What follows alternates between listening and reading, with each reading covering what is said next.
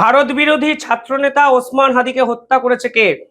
অবশেষে বাংলাদেশ সরকার এক অদ্ভুত দাবি করলো কালকে বাংলাদেশের মিডিয়ায়, এবং ভারত সেই দাবিকে 30 মিনিটের মধ্যে কিন্তু কার্যত উড়িয়ে দিল।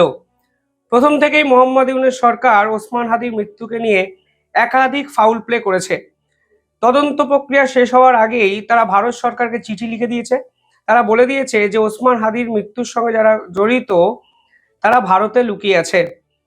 এবং এরপর ওসমান হাদির মৃত্যু নিয়ে বাংলাদেশের পুলিশ সে সময় যে প্রেস কনফারেন্স করে, সেখানে তারা স্পষ্ট বলে যে ওসমান হাদির মৃত্যুতে জড়িত ব্যক্তিরা ভারতে পালিয়ে গেছেন, এই সংক্রান্ত কোনো তথ্য তাদের কাছে নেই। সীমান্তে যে বিজিবি পাহারা দেয় তাদের কাছেও পালিয়ে যাওয়ার ঘটনা নিয়ে কোনো তথ্য ছিল না।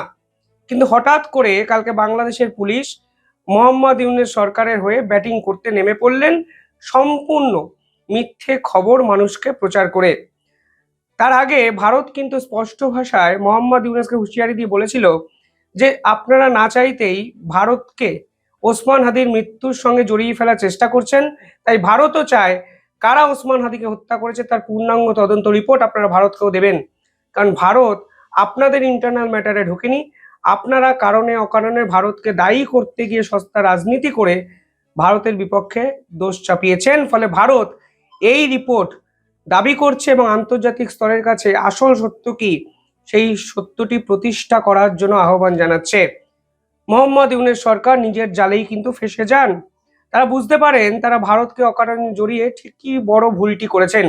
আর যেখানে বাংলাদেশের পুলিশ এবং গোয়েন্দা দপ্তর সরকারের দাবিকেই মান্যতা দিচ্ছে না, সেখানে সরকারের এই দাবি ঠিক কোন মাধ্যম থেকে সরকারের কাছে এলো সেটাও তো একটা বড় প্রশ্ন।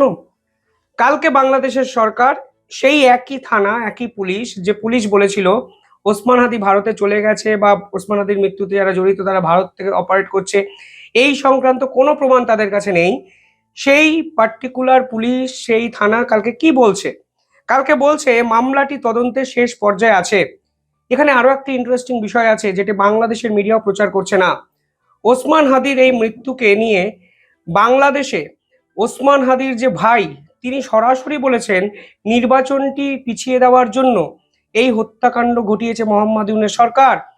এবং এই দাবি প্রকাশ্যে আসার পর ওসমান হাদির যে রাজনৈতিক দল ইনকলাব মঞ্চ, তারা শেষ 48 ঘন্টা ধরে মারাত্মক বিক্ষোভ করছে সরকারের বিপক্ষে, শুধুমাত্র এই তদন্তের গতি প্রকৃতি জানার জন্য। আর প্রবল চাপে মোহাম্মদ ইউনূস সরকার কালকে পুলিশকে রাস্তায় নামিয়ে দিলেন। তারা বলছেন যে আগামী 7 থেকে 10 দিনের মধ্যে আমরা চার্জশিট দিতে পারবো। যেহেতু মূল সন্দেহভাজনকে এখনো গ্রেফতার করা যায়নি, তাই খুনের মোটিভ আমরা জানাতে পারছি না। হাদির হত্যাকাণ্ড পূর্ব পরিকল্পিত।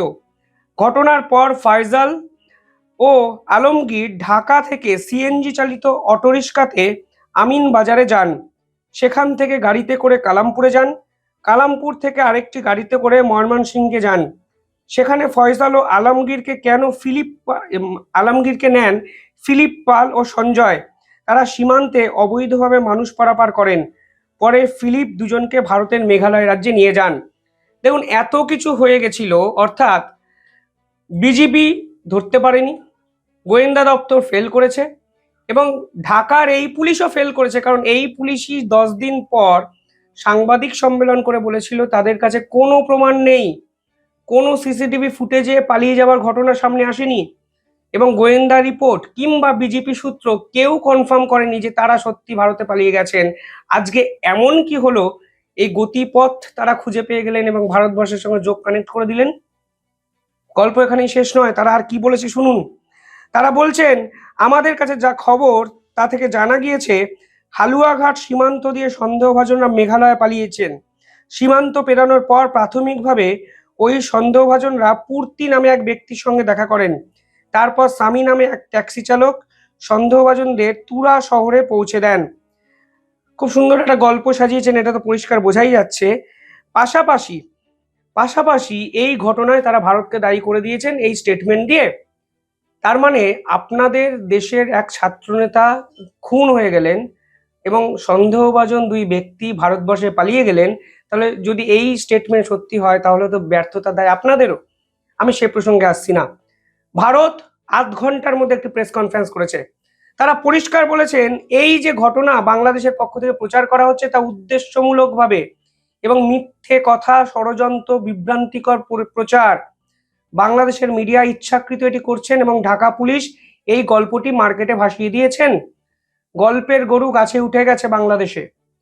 পাশাপাশি বলা হচ্ছে যে ঢাকা মেট্রোপলিটন পুলিশ যে দাবি করেছিলেন যে স্থানীয় সাহায্যের এই পুরো বিষয়টি হয়েছে, তার বিপক্ষে বলা হয়েছে হালুয়াঘাট সেক্টর থেকে সীমান্ত পেরিয়ে মেঘালয় প্রবেশের কোনো প্রমাণ নেই ভারতের কাছে। বিএসএফ পরিষ্কার বলেছে বিএসএফ এমন কোনো ঘটনা শনাক্ত করেনি এবং রিপোর্টও তারা পায়নি।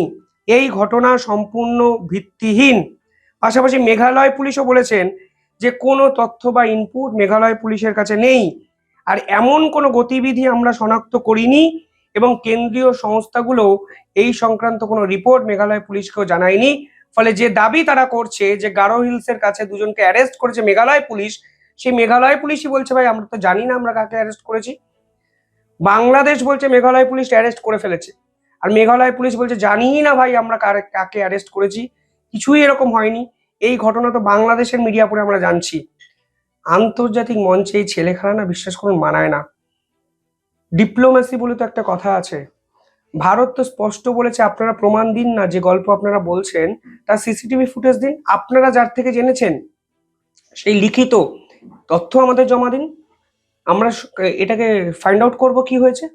কিন্তু আপনারা ভারতকে শুধুমাত্র দায়ী করছেন, দোষারোপ করছেন, কিন্তু তথ্য প্রমাণ তুলে দিচ্ছেন না। তো বোঝাই যাচ্ছে আপনারা সস্তা রাজনীতি করছেন বাংলাদেশে বসে শুধুমাত্র নিজেদের চেয়ার বাঁচানোর জন্য। শুধু তাই নয়, এখানে পরিষ্কার বলা হয়েছে বিএসএফ বলেছেন প্রতিবেশী দেশের অস্থির পরিস্থিতির কারণে আমাদের দেশেও অনাকাঙ্ক্ষিত কোনো ঘটনা যদি হয় তার জন্য আমরা সদা তৎপর, কিন্তু এই সংক্রান্ত কোনো ইনপুট আমাদের কাছে নেই। অর্থাৎ মেঘালয় পুলিশ স্পষ্ট বলছে গারো হিলসে কোনো ব্যক্তির খোঁজ মেলেনি, আমরা কাউকে অ্যারেস্ট করিনি, অথচ বাংলাদেশ পুলিশ একটা গল্পের গরু গাছে উঠিয়ে দিয়েছে, যে তথ্য তারা নিজেরাই বিশ্বাস করে নাকি। এখন সব থেকে বড় প্রশ্ন, বাংলাদেশের সাধারণ মানুষ এই প্রেস কনফারেন্সের পরও হঠাৎ করে নীরব, কারণ তারা বুঝে গেছে এই গল্পটি সাজানো, মিথ্যে প্রচার, বিভ্রান্তিকর এবং সেই ভারত বিরোধিতাতে উস্কানি দেওয়া। একই ঢাক বারবার বাজালে ঢাক তো ফাটবেই। মোহাম্মদ ইউনূসের ঢাকটা যে ফেটে গেছে, ফেসে গেছে, তা হয়তো এবার বাংলাদেশের সাধারণ মানুষও বুঝতে পারছেন। যাই হোক, আপনারা কিভাবে দেখছেন পুরো বিষয়টি কমেন্টে জানাবেন। দেখতে থাকুন দ্য ইন্ডিপেন্ডেন্ট বেঙ্গল। ধন্যবাদ।